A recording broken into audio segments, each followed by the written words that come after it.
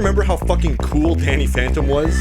He's a phantom. Listen, everybody probably knows this show. It's like if Fairly OddParents was in a relationship with PJ Masks, but then had an affair with Avengers Infinity War. Not Endgame, we don't talk about Endgame. But the reason I'm comparing it to other TV shows is because despite Danny Fenton being one of my absolute favorite cartoons growing up, it never really felt like the star of the show, or the quarterback of the team, or, you know, that one straight Tetris piece that everyone likes getting, or whatever. That was a bad joke. The point is, even though this show gets a lot of love nowadays, it felt kind of slept on back in the day. And as someone who used to set an alarm for 3 a.m. just so I could wake up on a school day just to watch a rerun of a show I've already seen, I'm here to ask, was Danny Fenton really that good? Or was it just another mediocre TV show that we pretend is good because of nostalgia and our hatred for modern day cartoons? Well, there's no better way than to just jump into it and find out.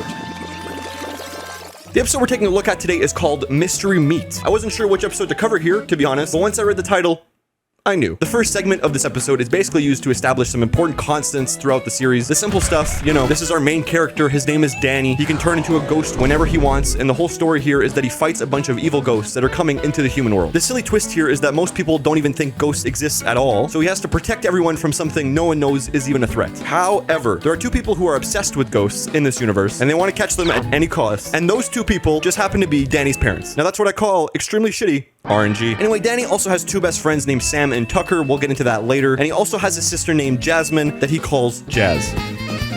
Also, intro music is a banger. What can I say? So we start with Danny's parents. They just finished building some sort of gadget that detects ghosts, because, you know, that's their whole thing, remember? The machine leads them directly to Danny, so it actually works properly because, you know, Danny's a ghost. But the parents just assume that it's broken, since, you know, my kid would never do that. He would never do anything like that anyway. We don't know. We don't know.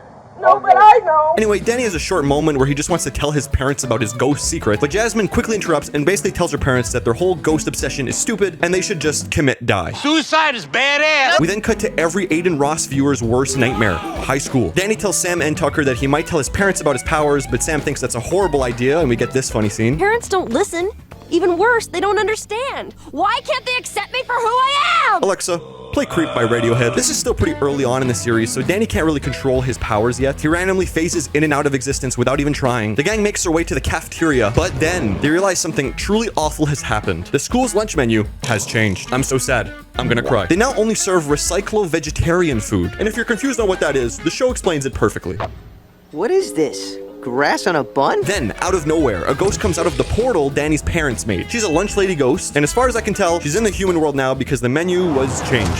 Like a random school Danny goes to has changed their lunch menu, and that's what triggered her to come here. I don't know. Does Danny have some sort of ghost telepathy to silently communicate with other ghosts? Why does this dead lunch lady care? Answers we may never know. Anyway, she shows up to the school and sees that there's no meat now, and she gets angry. We are then introduced to Dash. He's the school's main bully. Every high school show has one of these. He beats up Danny all the time, even though Danny could probably solo him in a 1v1. One of the things I love about the show is just how aware it is, opting to make jokes most kids wouldn't get without being overly raunchy or sexual in any way. These are the best years of my life. After high school, it's all downhill for me. Danny then sees the ghost lady and decides to cause a distraction with a food fight. Or, in this case, a mud fight? I guess, I don't know. It's not really food, is it? Side note, has anyone ever been a part of an actual food fight? Like, so many movies have food fights in them, but I've literally never heard of one breaking out in real life. Anyway, the gang decides to talk to the ghost to see what she wants. The ghost is confused because she can't seem to find the meatloaf. She then asks if something happened to the menu. Did someone change the menu? Yeah, she did. The ghost lady is freaking out and evil now, or something, so Danny does probably the most iconic cartoon transformation of all time and, quote, goes ghost. I loved this shit as a kid, man. We then get an epic battle scene where the ghost lady takes all the dirty dishes and magically throws them at Sam and Tucker. But in true superhero fashion, Danny not only saves his friends, but he saves every plate in the process. Someone has clearly watched my robots video. Anyway, the lunch lady makes a couple ovens come to life, you know, as you do. And then she dips. Danny doesn't know how to react, so he grabs Tucker and Sam and leaves also. And that's the end of the epic battle. They just leave. But then, moments later, the lunch lady ghost reappears, and this time, she isn't happy. She shows up in the school hallway, and before we know it, there's a bunch of meat that flies around and sticks to her. We're talking steak, ribeye, hot dogs, bacon, just your regular, healthy American breakfast. But where did all the meat come from, you're asking? Wasn't the menu changed recently to support a more vegetarian diet? Well, it turns out all the teachers don't really give a fuck, and we're having meat this entire time. All steak buffet. So the meat attaches itself to the lunch lady ghost and forms what I can only describe as a meat monster. She's like 12 feet tall now and just looks like a mountain of ground beef. If only Matt Stoney was here, she would be gone in record time. Oh my god! Danny, only being a level 1 crook, turns into a normal person again on accident. So the meat monster grabs Sam and flies away. How unfortunate. Danny and Tucker get blamed for starting the food fight from earlier and get sent to the principal's office. And it's here where we finally learn more about Tucker. Tucker Foley, chronic tardiness, talking in class, repeated loitering by the girls' locker room. The boys are left alone in the office and are told to stay put, but like every Valorant player who's at a social gathering, they decide to leave immediately. They find the ghost and Sam in a freezer, I think. It's where all the meat is. The ghost lady is about to kill Sam or something, I don't know. And then Danny decides to fight her off. The idea here is that Danny can take all her aggro, and then Tucker can use his 99 cooking to eat through all the meat to save Sam. This whole sequence goes on for a while, and it's kind of cool, because the lunch lady uses like a bunch of different foods to attack Danny. None of them really work, though. That is, until she finally uses her ult again and turns back into a meat monster. But since she's like super OP in this form, Danny decides to just leave again, like last time. So far in this episode, Danny has fleed like 3 times already. He should have just used a repel. Also, I haven't mentioned this until now, but throughout the entire episode, Danny's parents have been building traps and gadgets to catch their daughter Jasmine because they think she's a ghost or something. The Fenton extractor doesn't hurt humans, unless it gets in your hair.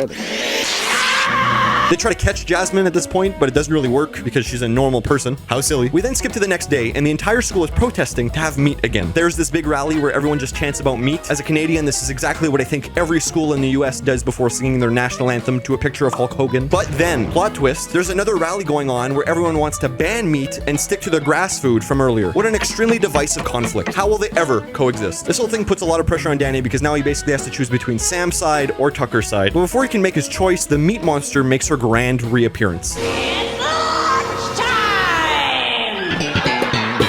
Obviously, everyone sees the monster this time, so Danny goes ghost again and tries to stop her. He actually fights her this time. He gets hit, she gets hit. It's an all-time classic. There's also this funny scene that's going on where Danny's parents still think Jazz is a ghost despite showing no signs of being a ghost. You have to open up to your parents. It's not like they're gonna attack you or anything.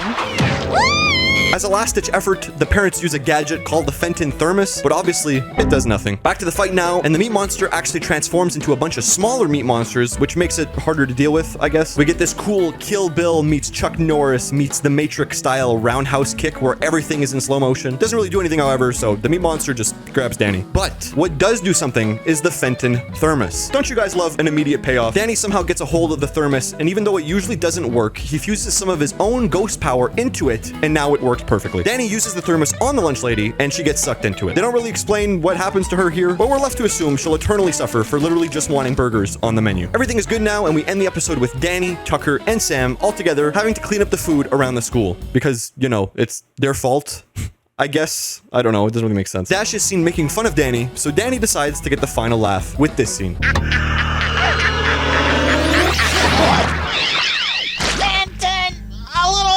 And that was Danny Fenton. We get the end credits with an instrumental version of the opening theme, which is an absolute banger. All in all, this was really good. This was easily one of my favorite cartoons when I was a kid, and I can see why. It's funny and serious when it needs to be, and it's just like really cool. Looking back on it as an adult though, I will say it falls a little flat when compared to my memory of it. I think we're so used to more mature animated shows nowadays, so when I watch something clearly made for younger audiences, I lose interest more quickly. It's missing a bit of edginess that something like a regular show handles really well. But that's the thing with cartoons. They can do whatever they want, and that's what makes them cool. Boys, I got a question. Yo, what's up, man? Did you guys watch Danny Phantom as a kid or what? Yeah. Yeah, of course. What was your guys' like perception of that show as a kid? What did you guys think of it? It was like A tier. It was an S tier. Yeah. It was A tier. I think I agree with that because it was a cool show to watch. I feel like it wasn't on as often, maybe. Yeah. Because I didn't see it as often, so... Thank you for watching. If you enjoyed, please watch my other videos like this. I have a whole playlist. Check it out. Paula Abdul scores this one a solid 5 meat monsters out of 5. And yeah, thanks for watching.